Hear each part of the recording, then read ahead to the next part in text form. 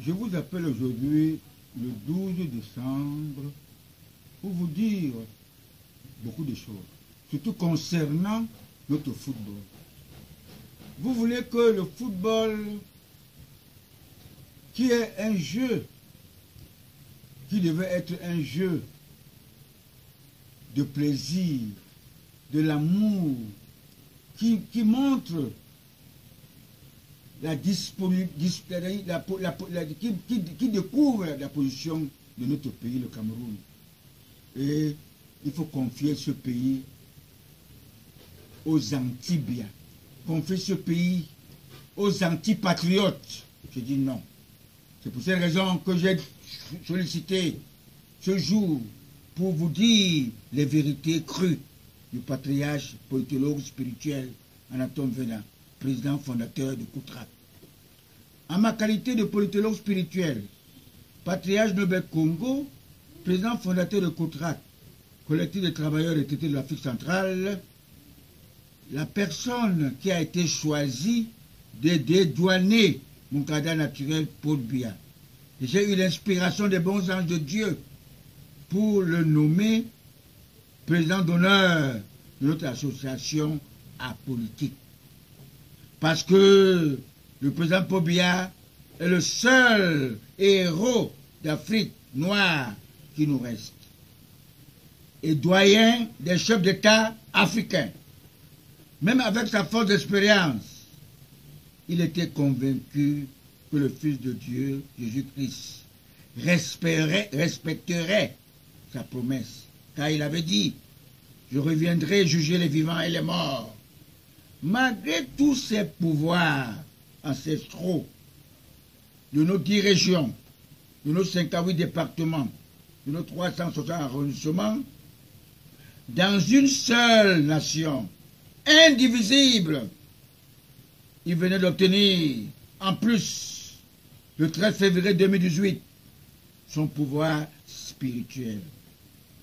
Nous avons fêté le 14 février la fête de Saint-Valentin, la fête des amoureux, parce que lui-même, il est amour. Il est le garant de notre constitution selon l'article 5.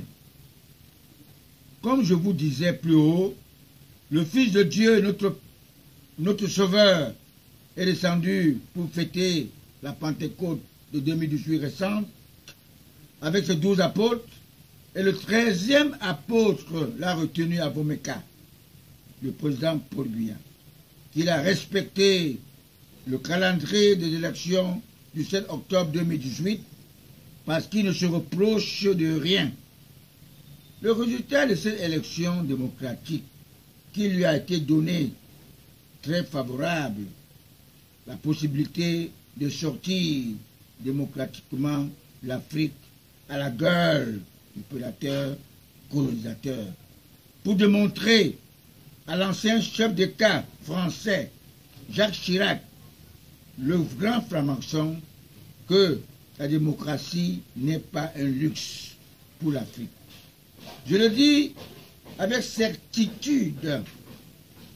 Vous devez savoir, en 1992, le président Paul Biya avait confié un marché à une société allemande, Siemens. Aussitôt, il fut interpellé aux Champs-Élysées par le donneur de leçons, le père spirituel du reptile Sarkozy Nicolas, le grand pilleur de l'Afrique, qui déclara qu'il est le fils d'immigrés. La France lui a tout donné. En retour, il faudrait qu'il pille le continent africain pour offrir à la France. Le spécimen de Charles de Gaulle, de Giscard d'Estaing, tous deux les grands francs-maçons de la droite française. Les pères spirituels d'Emmanuel Macron, qui détient la politique de la droite française pour écraser le bas peuple, le pauvre citoyen français. Moi, à sa place, je démissionnerai. Après 18 mois, je démissionnerai parce qu'il est très très mignon, malgré qu'elle a épousé une femme qui est plus âgée que sa mère.